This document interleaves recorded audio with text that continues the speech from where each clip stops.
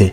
Channel ya Locky Kimomo ariyo Locky Entertainment yamaze gusibwa kuri YouTube kubera yuko hari amakosa yakoze.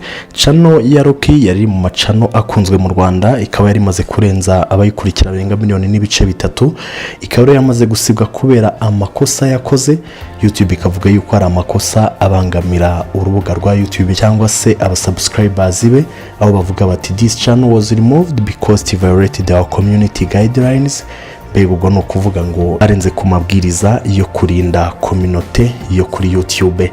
Iyi channel ya Locky yari maze iminsi iri gukura cyane, yewe hari yacemo no kwezi gusa ahawe igihembo cyuko yujuje abamukurikira barenga miliyoni.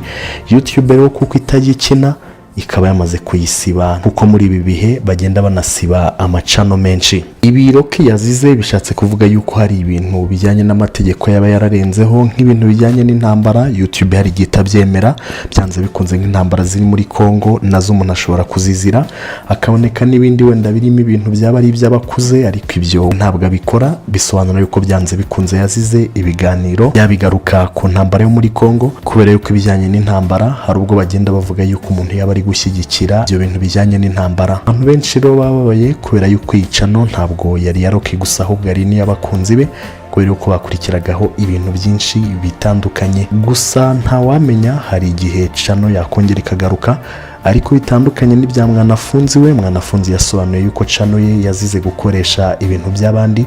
Kuri Locky rero we yazize kurenga kuri ayo mategeko, bisobanura yuko batandukanye. Ariko ubwo reka twizere yuko ashobora kurekarama cyangwa se ashobora kujurira, cano ikaba yagaruka. Ngayo nguko YouTube ntabwo ikina, ntibagisha inama igihe icyo ari cyo cyose baba barangiza umuntu. Ngayo nguko Dore mu bindi biganiro.